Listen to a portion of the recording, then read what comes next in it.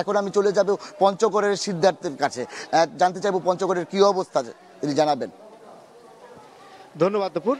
আসলে পঞ্চগড়ের সদর এবং আটোয়ারী উপজেলা এবং তেঁতুলিয়া এই তিনটি উপজেলায় কিন্তু আজ সকাল থেকে উপজেলা পরিষদ নির্বাচন অনুষ্ঠিত হচ্ছে। বিশেষ করে পঞ্চগড়ের কিন্তু ৭৮টি কেন্দ্রে 10টি ইউনিয়ন এবং একটি পৌরসভা মিলে সর্বমোট ৭৮টি কেন্দ্রে কিন্তু সকাল ৮টা থেকে এক নাগাদ ভোট গ্রহণ অনুষ্ঠিত হচ্ছে। আজ সকাল থেকে কিন্তু বৈরী আবহাওয়া, বিশেষ করে মেঘলা আকাশ থেকে শুরু করে এবং বাতাসও রয়েছে, এরকম পরিস্থিতির মধ্যে কিন্তু ভোট কেন্দ্রগুলিতে কিন্তু আমি একটু যদি দেখাতে চাই যে আসলে ভোটারদের সকাল থেকে কিছুটা কম থাকলেও এখন বেলা বাড়ার সাথে সাথে কিন্তু দেখা যাচ্ছে যে ভোটাররা আস্তে আস্তে কিন্তু ভোট কেন্দ্রে আসতে শুরু করেছেন।